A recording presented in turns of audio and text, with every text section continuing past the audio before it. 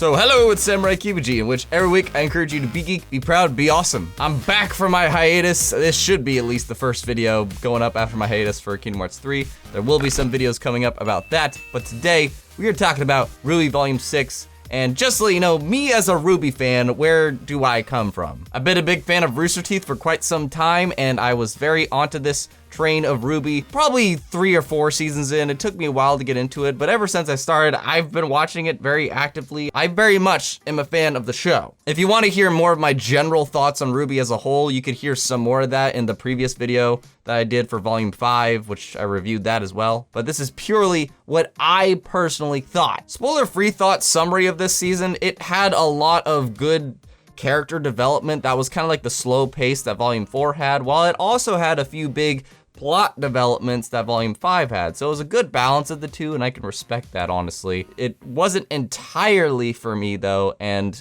to explain that, I'm going to have to dabble into spoilers. So this is your spoiler warning. I will be talking about spoilers from this point onwards in the video. Let's start off with some positives, though. The animation this season, while it didn't necessarily go up in quality a lot, it didn't necessarily, you know, visually looked a lot more stunning. It's more so the set pieces and camera work I noticed. The set pieces and camera work, they did the big step up this season. Last season, it was a bit more of the polish of the lighting and stuff. But this season, I definitely noticed some awesome new camera work as well as great set pieces that they just keep upgrading. It's like, what the heck are they gonna do in Volume 7? It was nice to see the RWBY gang back together. That was freaking cool, and I like to see that Yang and Blake still got something to work out between them, you know? Even though Yang is accepting her in the group again, she still isn't quite there yet of totally being simpatico with her. This season might have had the strongest start to any volume so far. And it honestly,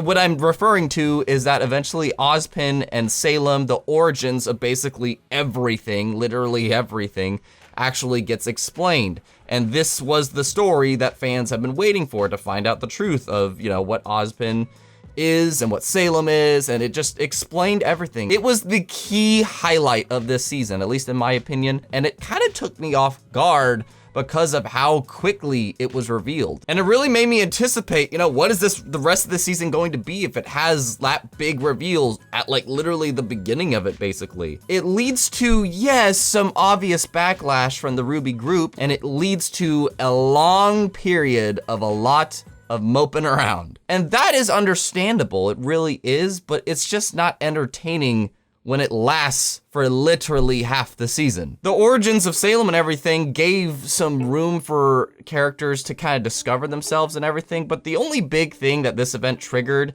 that I liked to see was the development with Jean's group. Eventually, there is a very key and important scene for Team Juniper and Jean for moving on from Pyrrha, because Pyrrha was such a sudden death that shocked fans, and it was such like a huge death in the series, but we didn't feel like we got proper closure to it.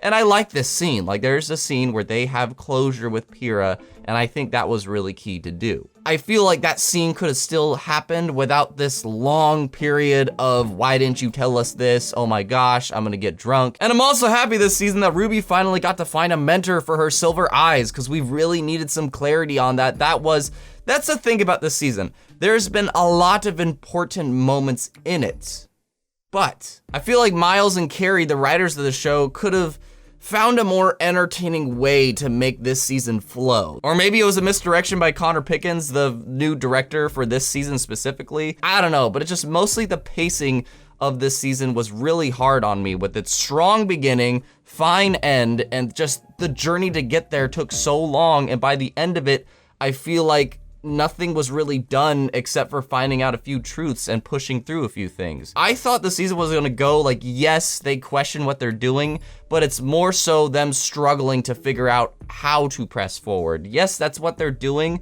but it's the way it's executed. They all like, they basically are constantly on the fence of giving up.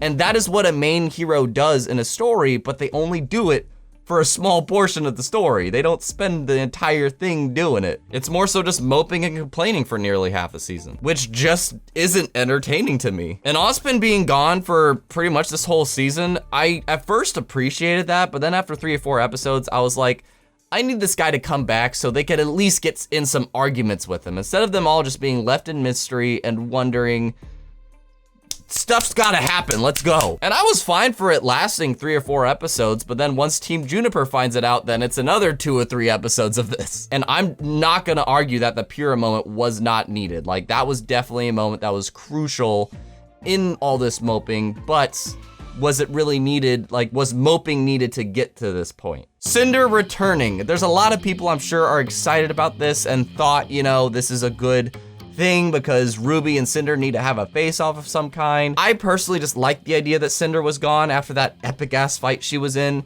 and it left room for like, okay, we are pushing this forward. We don't have to deal with Cinder anymore. However, Neo coming back, woo! On a fan level, I am happy that Neo came back. Like, I don't know, it makes sense that she wants vengeance.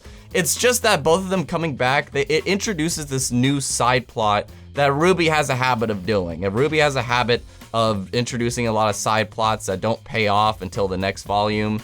And this was definitely one of those cases because they literally just introduce them. You think they're gonna be a key part in this season, potentially maybe even the main villains, and then no, they just are gone until literally the final episode of the season. And Adam, I have both negative and positive. I'll get the negative out of the way first to just wrap up all the negativity that you might be thinking I have. Adam was the same thing. He's introduced in the first episode. You even see a glimmer of him, but then he's just disappears. He is out of the picture. You could argue that maybe like, oh, he was on the train or whatever, but there was so little setup to him showing up. He literally just appeared out of thin air. All I'm saying is like just a little scene, an introduction of him, like footsteps, like him walking towards this tower or something, like just somehow make it clear that, oh shit, is Adam there? I thought this was gonna be a season to really wrap up Adam well, and he's dead. I gotta say, Adam was freaking awesome to push the relationship of Blake and Yang forward. I know it seems like I shipped them. There's a video of that too. And Adam was a key thing that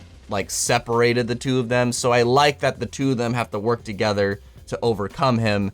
And it really pushed their relationship forward in a way that I'm not sure is romantic or not. And it was cool that Blake actually like she was sobbing. She starts crying the second Adam dies. It isn't just an enemy to overcome. Adam is a significant part in Blake's life. And I like that she just starts bawling when he gets killed. I am also happy that they brought back comedy this season. There was a few comedic moments that I missed like in RWBY. Like it seemed to be quite some time since we've gotten little comedic bits in RWBY. So I was happy about that too. This whole season, I did appreciate what we got this season. We got a lot of big moments and so on. I just didn't appreciate the way it was executed and presented. It felt like something important would happen every few minutes, but those few minutes were covered by filler. This was the first season of RWBY that I felt like it had filler-like stuff in it. Overall, I did love the story beats that we did get this season. There was very important stuff. And I love the closure with Pyrrha, RWBY getting a mentor, the 2 or 3 good action sequences we got, comedy coming back, and of course the pushing forward of Bumblebee. I just feel like I could have trimmed a lot out of this moping portion or executed it differently. It's my own personal verdict. There was just a lot of great moments that were told. They were just done in a very dragged out way. I'm going to give RWBY Volume 6 a C+. But did you like this season? I'd love to see your thoughts in the comments. I'm sure there's gonna be a lot of agrees, disagrees, and mixed opinions. It's been a very big debate with me and the patrons in our Discord about this. If you wanna know what I thought of the previous season, you should check out my Volume 5 review, and to which, spoilers, I definitely did like it more than this season personally. And make sure you stick around because I have some stuff about like Code Geass or Kingdom Hearts 3 coming up soon. There's a lot more stuff coming up this month. But guys, thank you so much for watching, and don't forget, be geek, be proud, be awesome. See you in another video below.